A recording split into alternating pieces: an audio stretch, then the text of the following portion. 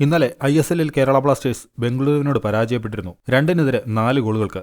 ആരാധകരെല്ലാം നിരാശരും രോഷാകുലരുമാണ് ബ്ലാസ്റ്റേഴ്സിന്റെ ഈ പ്രകടനത്തിൽ. ബ്ലാസ്റ്റേഴ്സിന്റെ ആരാധക കൂട്ടായ്മയായ മഞ്ഞപ്പട പ്രതികരിച്ചിരിക്കുകയാണ് ഇപ്പോൾ. സോഷ്യൽ മീഡിയകളിൽ കൂടി മഞ്ഞപ്പട പോസ്റ്റ് ഇട്ടിരിക്കുന്നത് എന്താണെന്ന് നോക്കാം. സത്യം തിരിച്ചറിയുന്നതിന് മുമ്പ് ഇനിയും എത്ര പൊള്ളയായ വാക്കുകൾ നിങ്ങൾ പറയും? ആ വാഗ്ദാനങ്ങളെല്ലാം ഇപ്പോൾ മറന്നുപോയ പ്രതിധ്വനികളായിട്ട് മാറിയിരിക്കുന്നു. വാഗ്ദാനങ്ങൾ പാലിക്കുന്നതിന്റെ ക്ലബിന്റെ ട്രാക്ക് റെക്കോർഡിനെക്കുറിച്ച് ഞങ്ങൾ വളരെയധികം ആശങ്കാകുലരാണ്. ഉറക്കത്തിൽ നിന്ന് എഴുന്നേറ്റ് ചുറ്റും നോക്കുക. ഇത് എന്നേക്കുമായി നിങ്ങൾക്ക് അവഗണിക്കാൻ കഴിയില്ല.